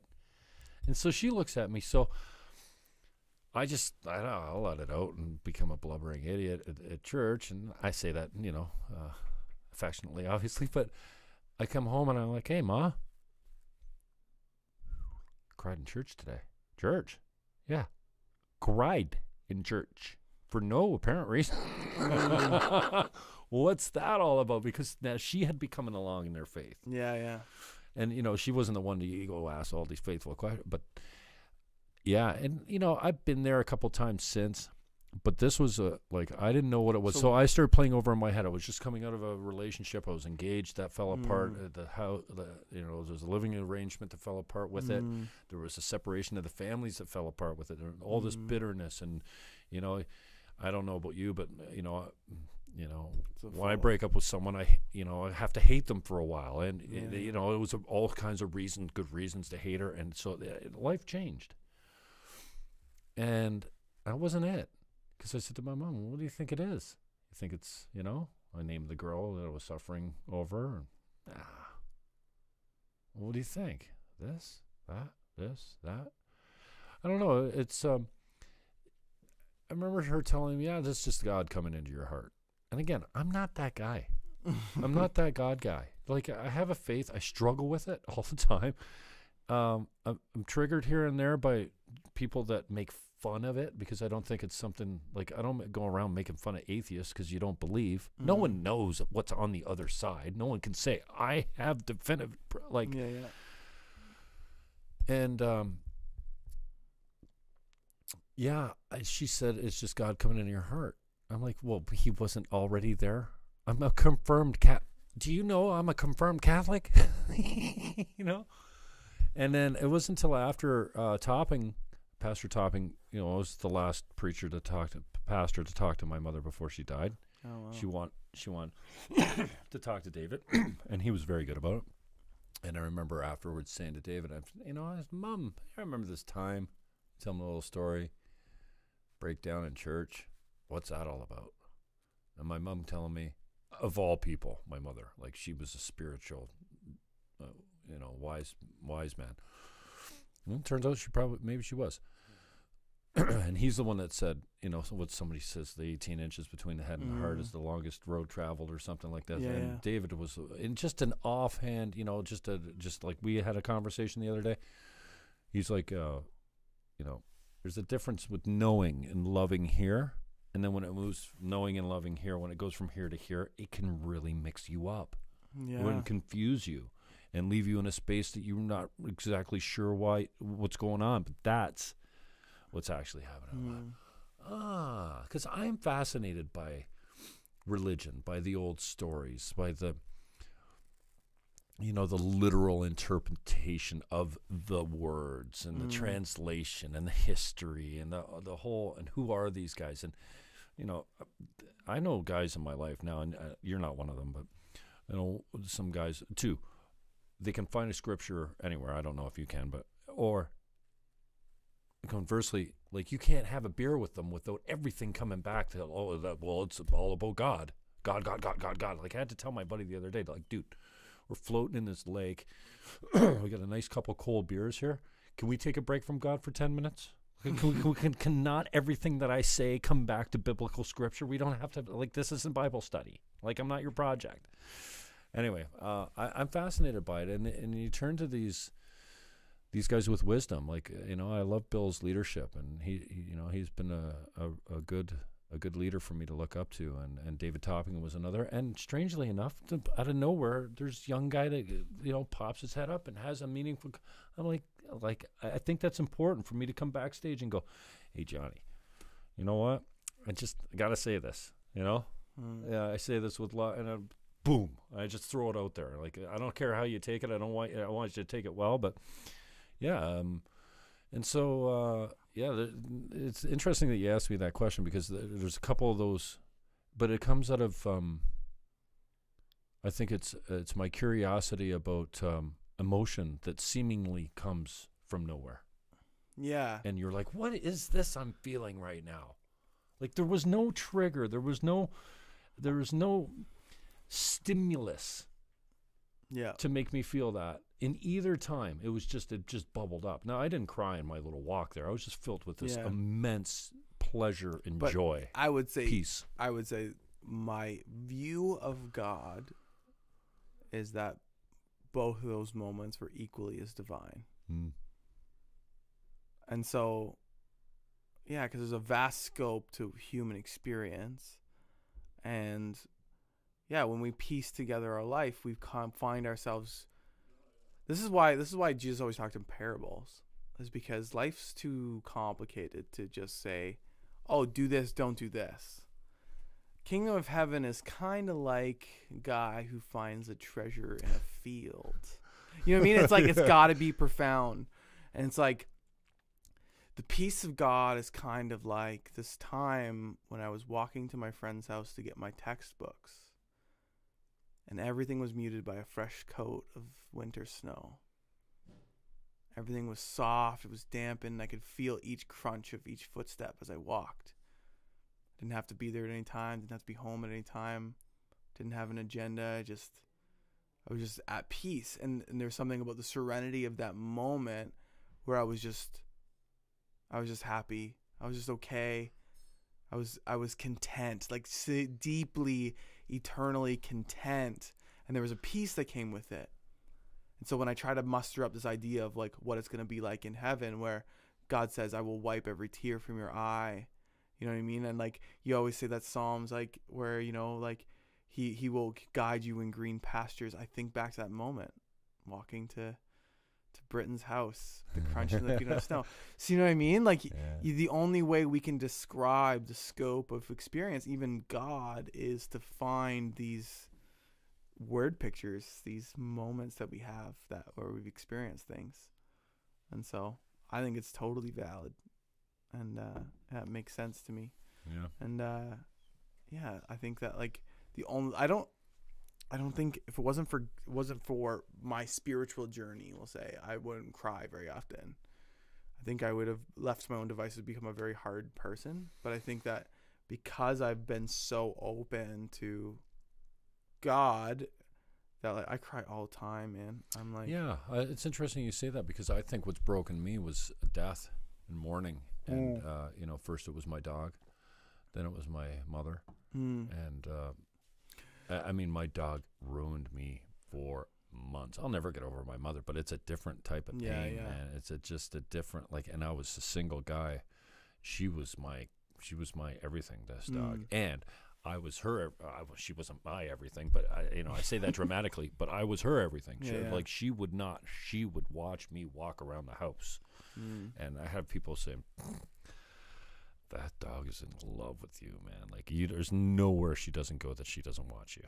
And I'm like, yeah, cool. She's my girl, And I think maybe you're right with something about the faith, but and then church became a safe place for me to release it if I needed to. Now, I haven't been there in very long, because like I said, once in a while, a friend of mine would be singing on stage, and it'd be a special day, and I'd be sitting in a spot where me and Mom used to sit weirdly, and just, you get to thinking, and sometimes blah, blah, blah. But yeah, it's, and a lot of times the music, I mean, especially when Sykes was there, because we had a deep, deep library of songs, like, because he's like, he comes with a songbook. He's a talented kid, right? And sometimes Sykes would get me. And sometimes they put the video up. I remember when what's her name was in that video? It was she was playing a homeless kid, Serena, and they had her all like in the alley, and it was Christmas, and oh my God, It's like every that song. She broke every heart in that place. You know the song Christmas Shoes? No. There's a song about. There's like a classic Christmas maybe I song. do that. No, it's about a kid going into a shoe store, asking the guy to take what he has for money to buy these shoes because his mom's dying of cancer at Christmas time. Man, if you want to cry, listen to that song. Well, you cannot watch one of those. These shoes for my mama, please? There's no one. Me and my friend were watching this, and normally, like, I get up when the sex scenes come on. I don't know why. I always have, and I get up when it's time to cry. I just, you gotta get out of there. I leave. It's like, get awkward. Anytime it gets too real or too much feeling or whatever, I'm usually the guy like, all right, well, I'll come back. But if you can watch those reunification videos of the vets, oh yeah, surprising their kids, it's man, somebody got me the other day, and I was like, you can't, like, and I'm with my buddy, I'm like, did we do that at church this week? No, it was somewhere. A buddy was sitting with me, and I'm like, see, I'm trying to push it down, and then it hurts too much when you keep it down. Kids seeing or hearing their mom speak for the first time. Oh, that's crazy too. That'll get you. I watched that. A kid one like too. Yeah, being like, and just like start to cry as soon as they start to hear their parents' voice. Yeah. Oh my god. That'll get you. That'll get the old. If you thought you were dead in your heart, you'll come alive. You're like, oh, I do have a heart. Look at that. It's right there, just behind the deaf kid's ears. Yeah. I actually think one of the most. I'm saying this maybe too emphatically, but one of the most detrimental narratives that we create around like masculinity is that crying is weakness. And so I think it's broken because it's so good for you to cry. Yeah, it's good like, as a laugh is. It's good emotionally. And like I've never fact checked this, but I've heard that like the biochemical makeup of tears that you cry from like an deep emotional cry are different than like a stub your toe cry or like cut my leg off cry. Like you actually carry the chemical out of your body that like can cause depression. So there's actually like, I think that's what you feel, like the sense of release. You actually release sadness from your body. Like it's good for you. That's why you like, I don't know, sometimes after a good cry you're like, oh yeah, I feel good. You feel lighter. You feel lighter, right? It's like there's something healthy that happens. And so when you create this narrative around it being shameful to cry for men, I just think it's so unhealthy. And I feel like I'm constant, especially with doing what I do with like working with students and pastoring and stuff like that. There's some people that are like, I'm so sorry, I'm gonna cry. I'm like, why don't apologize? Like the fact that we have to apologize is like, I don't know, it's kind of frustrating to me because I'm like, oh, sorry, you're being a human. Like you're having the scope of human experience right now. That's totally okay. Yeah, it's strange how we put a label on that way of being as weakness, and it doesn't have to be. But yeah, obviously for boys and men and stuff like that, grow up and suck it up and man up and all that kind of stuff. And I think we're getting better at that. And I think there's some really harmful stereotypes like those that have gone along, well, with girls too, you know, we're getting better at it. But, you know,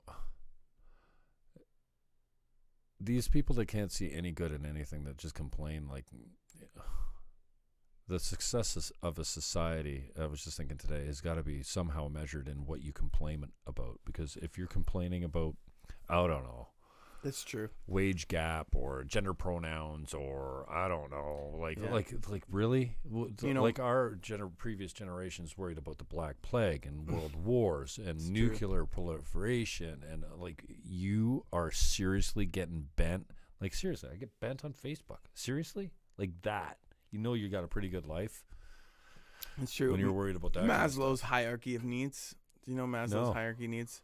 It's kind of this pyramid where like you have like the very basic. You have like food and shelter, and then you have like family, and then like you basically have this high, and then eventually you get to like, you know, your social needs, where like, so some people live their entire life at the bottom of that, just trying to survive and trying to get by. And so like, yeah, we're definitely at the top end of that hierarchy of needs, where we're operating in like, how do we find fulfillment, and especially if you have one of those major things that aren't applicable to you, like if you have no family. Like this is some things that I struggle with now, especially, you know, at my age right now. I'm not in a committed relationship. I probably haven't been ready for one for a long time, and I like at this age, all my friends have kids. All their kids have kids now, almost, and their families, and so that's a whole component of my life that so far hasn't been part. And it's a major, like, I mean, who does it? Like, more so women than men, probably. And I'll go stereotypical, but I don't care. I mean, women, I think you know this, we're designed to have babies, right? And so if there's a woman that says, you know what, I'm not going to have a baby, that's fine, and I support you in your decision, but it's not the majority of women are like, yeah, fuck, I want a kid. You know, like I want a baby. And so I think men also have that need for family, for mentorship, for eldership, and that kind of stuff. And that's why I kind of look at it, you know, I try and get some a little bit through church. I go look after the JK, the kids downstairs. Like I'm getting back in the rotation. Once a month I'll be down in JK. I found my sweet spot. I think the little ones are the ones I like. Once they get it's a little too structured. It's SK, what it is, not Kidopolis. What's the next one called? The J, not the nursery, but then there's JK. That's fun because it's wide open and there's no Aussie-land. Yeah, it's wide open, and then the other one is kind of a little bit more structured. They're all at tables doing it. You know, I like it when it's like you could just go color over here. You know, me and River were into a very serious competitive basketball tournament one time, and I'll just, in case you don't know this, he's very competitive. Oh yeah, and cheats. Oh, which is fine. I cheated when I was 4 too. Yeah, but no, I followed him over to SK, thinking that we could keep our basketball thing going. And then when I got to SK, there was no hoop. And he didn't seem to be interested in playing with me anyway, so I think I'm going back to JK. But so I try to get it where I can, you know. Yeah. But I mean, Christmas is not the same without kids, and your life's not the same without kids. So I think anyone that's got that hole, that's looking for, you know, something to fill it up with, if you don't have those normal things like family, like kids, like you're obviously. Have you ever thought about fostering? I have not. I've strangely, I have, but I'm not in a relationship right now. No, I'm not. I'm not saying that. And I truly think that, you know, a successful family unit has mother, father, and child. Don't get me wrong. I mean, yeah, sure, single moms can do a good job, but you know, this nuclear family's been pretty successful for a long time, and so you know what? And I love kids. I mean, like I fucking get them; they get me, and I stare them down in the store. I say hello to them before I greet their parents. Like I give kids the ultimate respect, and so, you know, it was only a couple of years ago. I'm like, well, I guess I'll never have kids. Well, wait a second. You never know. You never know. And that's the fun thing about possibilities. Like you never, like I could have kids, you know, like within reason. And so I'll just leave it out there. It's not like, okay, well that one's passed me by, because I think there would be, like, when I ask my friends, can you imagine me being responsible for the development of a human life, the human mind for, I don't know, 15 years? Like just the first 15 years, even if I, you know, can you imagine?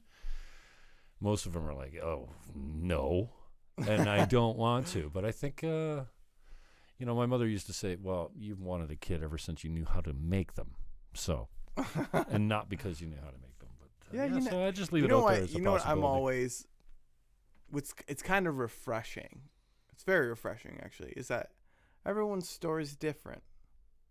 And so, I mean, you have your, you know, typical ways things flow, but like because this is the hard thing, is because oftentimes when people give advice, let's say relationship advice, people always say like, well, for me it was like this, and they say it as if it's a rule of law, right? It's like, oh, this is what my experience was. But like, man, like, okay, my wife and I's story is crazy. Like, I would never thought she would be my wife when I met her. There's no way you would have convinced me that she would be my wife. Like, there's no way. What? And so out of your league? What? No, like, so I was leading that motivational tour that I was talking about, and she was an intern, and she was a troublemaker, and I was like, what? Who's this?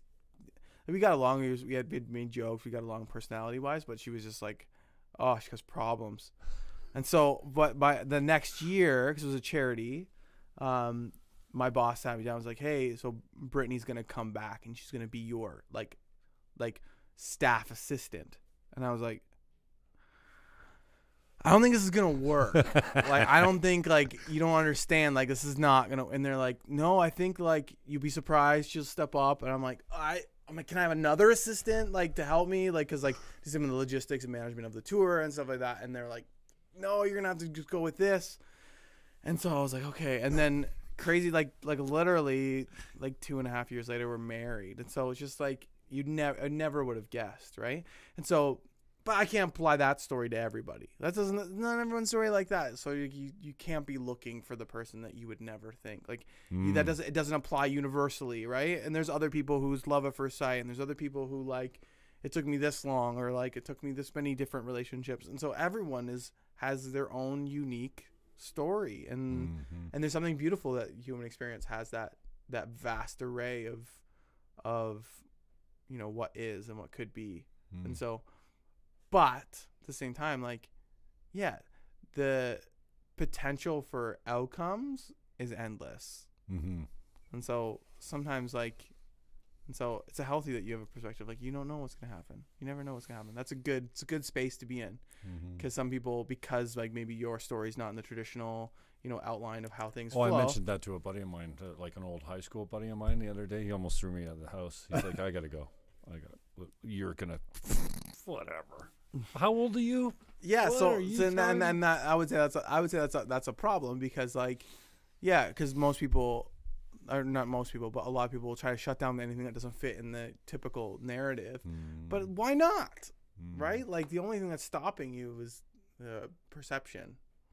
Perception is the biggest, hindrance. Like, if you say, oh, it's not going to possibly be possible, then it's literally not going to be possible. Yeah. If you say, oh, anything can happen, then you're open to the possibility for anything to be able to happen. So, yeah. I love the fact that everyone's story is unique and different. Yeah, so it makes the world so interesting. Yeah, and the story is, it's everyone's story. You're right about that too, because it's, well, I was saying at men's group the other day, I did a demonstration on a distinction about, like, if you held what happened here, like, this actually happened. The glass went down. There was a sound made. That in space and time, that physically happened. But then there's the story, like it slipped. There's all kinds of, what color was the glass? Yeah. What was his attitude? Perspective is subjective. That's right. So 100 people see that act. They see it 100 different ways. But as humans, and we're kind of talking about this nihilistic, what they do is they collapse their opinion and their story about what happened onto the truth of what happened. And their lie becomes the truth. And then they go shop that around. And again, only the people with clear perspective and that love you enough to call you on your BS can say, that didn't happen. Like that, you made that up, type of thing. And it's similar to, again, at group, we're talking about pain. And it's weird how your pain can become habitual, and your story is this. And it could be, it's always as fresh as the day the harm was committed on, because you're always a victim of something, right? Yeah. If there's pain, there's, what happened? Well, this person this, and this person that, and this person this. And we're not real good about, like, saying, like, I was a contributor to this. Yeah. Most people aren't. I've become better at it. But revisiting pain as if it just happened yesterday, never acknowledging or giving yourself credit how much you've grown since then, and how much you've changed as a person, and how much how it doesn't hurt the same way as it did before, and how your wisdom and how you're a teacher, and like it's really strange that if you want to just go back and recognize that original pain as for what it was originally when it happened, you can do that. But it's not healthy, and you know, it took me a lot of work to look at that and go, oh, wait a second, yeah, it still hurts, but it doesn't hurt like it did then, and look at all these other things that I've grown from in that pain. So no, I'm not a victim of that pain, and look at how much progress I've made measuring it against the metrics that are important to me moving forward. So yeah, there's like a saying, like everyone or everything is your teacher. And so if you let it, because I don't believe everything happens for a reason. I think that's actually pretty weak. I think that actually causes a lot of harm, especially in people in moments of despair or tragedy. You know, everything happens for a reason. That's like, if it doesn't kill you, it makes you stronger. Actually, no. Sometimes things just really suck. Like, can you just give me a moment to breathe? Like, and so I do fundamentally believe that everything can be given a reason. Oh yeah, and so we're meaning-making machines. Right? Yeah, we're meaning-making machines, and I think the process of bringing meaning into things. So like God's not just valuable; He's the thing that brings value into all things, right? Like He's like He is the process of making meaning. Like He is in that process, and so, and like for doing that with your story, and I mean, you can make this a spiritual experience or not. It doesn't have to be strictly spiritual, but I believe fundamentally engaging vulnerably with your own story and navigating and trying to find meaning is a spiritual practice. And so whether you acknowledge it as or not, and I've had so many moments where I've been in people's stories. Actually, that used to be part of my job, was to craft people's stories, to be able to share them in that motivational presentation. We'd share personal life stories, like 3 personal life stories in every presentation. So I've crafted like 30, 40 different stories that have traveled all across Canada. About someone else. Have you taken someone else's life story and help them craft it and help them find the story they have to share? And so in that process of meaning making and trying to find your story or what through it is, it's actually really restorative and healthy, because I don't know if you know this, you don't actually remember anything, right? You actually a better way to describe memory is you actually remember the last time you remembered it. It's like what somebody just told me this. Was it Bill maybe? You actually, like, a minority of what you see actually comes through your optic, because your brain isn't big enough to filter that much information. Well, so what you're doing, I've heard it said like you have a billion or million or something bits of information coming at you. Most of it's coming from the previous memory of what you saw there. Oh, okay. Like he was relating it to sight. Like you actually see your last memory of that thing. Yeah. So for example, like this, it's like, it's a memory of a memory of a memory. Yeah, yeah. Like so you're actually you're more remembering the last time you remembered it than you're remembering the original memory. And so there's an interpretive framework that you're working through. And so that's why, like, you know, when you jump the creek and you broke your ankle, the creek gets wider, you know, the fish gets bigger. Like, you know, you do have these interpretive mechanisms where you actually have to believe the fish was this big. You know, like, and you can say with sincerity, lie detector, be like, yeah, the fish was this big, and you believe it because because the emotion you attach to it and you way that you share the story every time. And so what specifically with trauma or hardship, there's kind of 2 different ways in which when you bring up that story, whether or not it's good or bad for you. So if I haven't gone the journey of doing meaning making in my story or my trauma, then I'm going to reach back down into that memory and I'm going to pull it up. And as I pull it up, my brain's going to naturally do its meaning making process, because I don't have any sense of resolve, any sense of positivity, any sense of wholeness or restoration in that. I'm going to bring that memory up and I'm going to add more hate and more bitterness and more anger, and then I'm going to restore it. And then when I bring it up next time, I got that whole last rounds of like, and I'm going to add more negative. And so you can actually make the snowball bigger, right? And so for somebody sharing their story regularly, that doesn't have a sense of resolve or haven't gotten that meaning making, it's actually gonna be traumatic for them. It can actually become like trauma. It's like And living so it again. previously, before the organization I was working for was maybe aware of these processes, they would help people make stories and like, but they weren't maybe at a place where there was holistic like kind of resolve, and they would actually kind of Ruin go in them.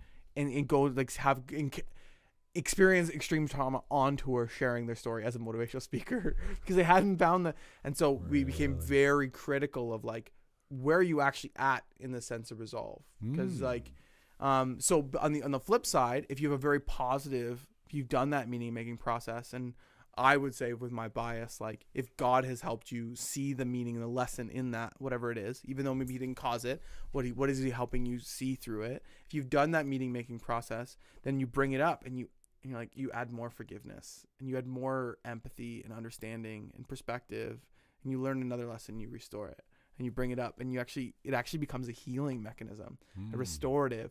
And then and that's when redemption starts to come in. And redemption is like when you stand on, when the thing that was meant to destroy you became the platform you stand to give hope to others. Right. And so when you go through that process of meaning making through your life's traumas, you actually can be and extend hope to others. So, yeah, it's interesting. Cool, man. Well, maybe that's a good place where it's 8:50, man. So can you believe 2 hours went by that Wow, quickly? that's crazy. I want to get you out of here on time, but I don't want to cut you off. If there's anything else you want to talk about or promote, or you got anything else that you want to tell people about? No, life is good. For those of you who don't know, if you didn't pick up, I'm a pastor at a local church called Central Community Church. And we never did get to the intro. Yeah, Let's save it for the end. Yeah, So now that you've said everything, now you tell said, them who you you probably are. picked up, I'm a pastor. I used to be a motivational speaker. I'm a husband, foster dad. How old are you? I'm 30 years old. Okay. Yeah, 30. And so, Foster dad to how old? 17. Oh, Yeah, hey now. yeah. How's that been? Living the dad life. It's been good. It's been great. How long you been dad for? Full time since August. Yeah, we've had a relationship with the student that lives with us for years, and then it became full time care in August. So And? yeah, she's a part of our family, Yeah. and so we love it. It's great, and so we're just kind of build her up and send her out. You know, life's coming quick, and so. But 17. Yeah, she'll only be with you for a couple more years of that, eh? Yeah. So what's her jam? What's she up to? What's her direction? Right now, she's saving up to actually go live in Mexico, and to do a leadership program down there. Does she come to the church? Yeah, she does. Yeah, Right. yeah. Well, So you have to introduce me. Maybe Yeah. I know her already. I don't know. Yeah, you maybe recognize her. There's She comes, she's some around. really cool people there, man, especially on the production side of things. None of the talent. The talent came over to sit with us on the production side of things when we did our run-through meeting the other day. And for once, I'm like, hey, you don't have to sit over here. You're the talent. You go on the left side. That's funny. Yeah. I'm really enjoying the crew over there. And, Yeah, good people there. Yeah, and it gives you a chance to mentor. And just like I make sure, I'm a I love you guy. I say it all the time. Like Lyndon at the door there, like everyone gets an I love you from him. And just in case they haven't heard it before, Yeah. like I remember, when accolades or just way to go, Jimmy was like what's this? Like it makes a difference, right? Yeah. And so yeah, I've got some young kids running camera, and I make sure I'm proud of you. I love you all. Thanks for doing this, because it's a cool little thing. And I try and say, encourage communication. If there's anything I can do to make your job better or easier, or if there's something it's even in the run through. Okay, guys, if you want to try something creative, this is when you do it. That's true. You want to do a special zoom onto the lights, or a fade or something, because I don't know. Like I'm learning as I go. I've only been a video director for a couple of years. I want to be on the soundboard, but Derek says, "See that right there? He's pointing to camera one. That's where our volunteers start." Okay, so you can shadow me all you want, but Back in the day, when I was like an intern at the church, like literally 10 years ago, you had to volunteer at something on Sundays, and so I chose cameras. And there was a couple times where I fell asleep on the main cam.